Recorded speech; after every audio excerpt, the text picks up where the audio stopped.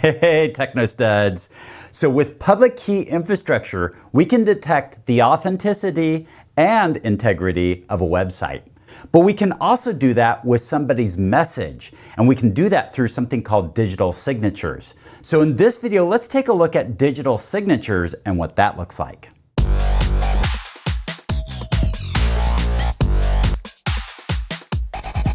In this video, we'll briefly talk about integrity and authenticity when it comes to messages.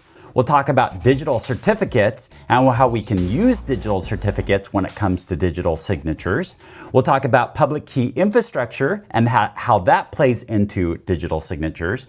And then we'll wrap things up by talking about the technical aspects of a digital signature. When Susan sends a message to David, David may want to know that the message has integrity and authenticity. And obviously we don't do that with every single message that we send, but the more critical ones, it's going to be important that there is some sort of validation behind that, especially if it's a legal document.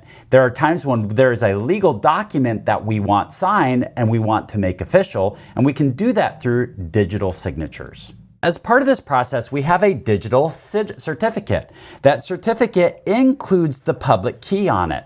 So that public key and certificate is going to be sent over to David so David can do part of this confirmation.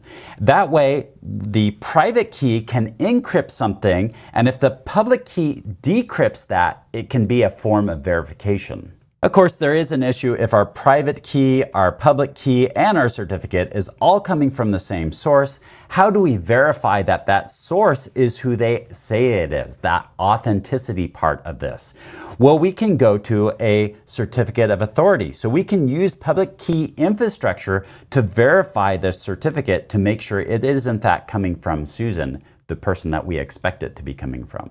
So how do digital signatures work to create integrity and authenticity? Well, Susan here has signed a document. This document right here is going to be digitally signed. It's going to be a legal document. And what she's going to do is she's going to create a hash out of that fingerprint. So she's going to create a hash, which is a fingerprint of that document. And then what she'll do is she'll take her private key and encrypt that hash to create an encrypted hash.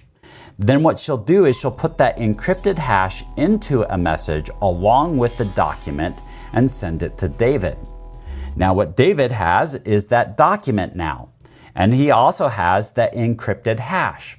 What he can do is he can do the same hashing algorithm to figure out what that fingerprint should look like.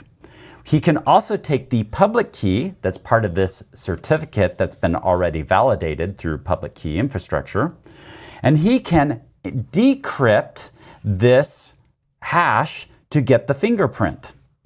And the fingerprint that Susan figured out over here. And so if these two match, these two fingerprints match, then he knows that this public key that's already been validated comes from the proper private key and that everything lines up. So integrity has happened, the document hasn't changed, and he knows it hasn't changed because his fingerprint lines up with the original fingerprint. And it also has created authenticity. He knows that he has the public key, the validated public key that matches with the private key that Susan has. So that is a digital signature proving both integrity and authenticity.